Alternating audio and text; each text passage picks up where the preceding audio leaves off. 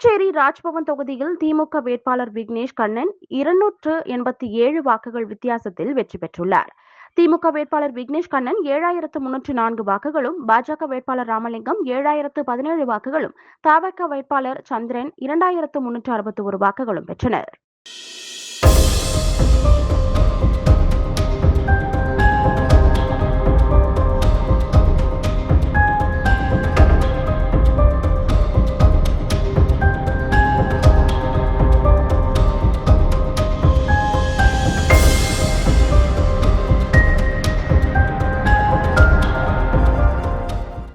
புதுச்சேரி ராஜ்பவன் தொகுதியில் திமுக வேட்பாளர் விக்னேஷ் கண்ணன் 287 வாக்குகள் வித்தியாசத்தில் வெற்றி பெற்றுள்ளார்.